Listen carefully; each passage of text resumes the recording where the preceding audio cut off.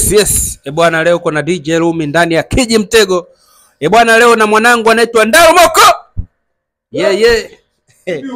Yuko hapa Ndalu Moko. Bwana inakuaje? Nini kimetokea huko?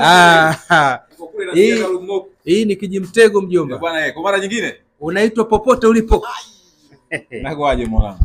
Poa, mambo vipi? Kama kaa babangu. Kama kaa. Bwana kwanza pole sana na majukumu, naona juzi ulikuwa Dodoma. Makubwa sana alhamdulillah. Bungeni, sio Dodoma, sema bungeni. Au si? Waheshimiwa naam.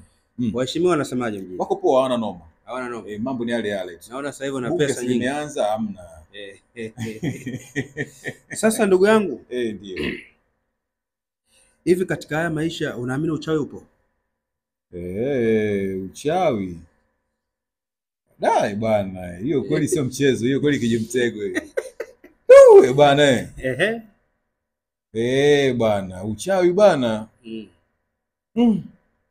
Au ushaona tukio gani? Yaani likakustaajabisha ukasema simu kuna mchongo fulani hivi wa tangazo. Mimi sijui nafanya mambo yangu matangazo, si unaelewa? Nikapata katangazo moja hivi. Kampuni moja hivi ya simu. Sasa fresh nilipita kwenye huo mchongo vizuri. Sasa nikaambiwa nitapigiwa simu. Mpaka leo rafiki yangu simu haijaita ujue.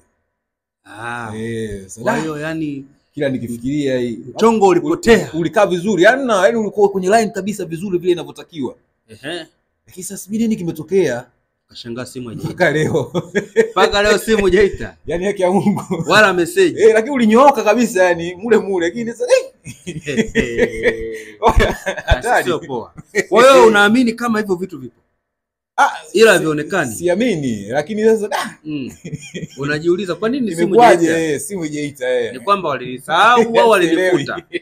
Hayo mambo yapo ndugu yangu. Wewe ndo unasema hivyo sasa, sio mimi.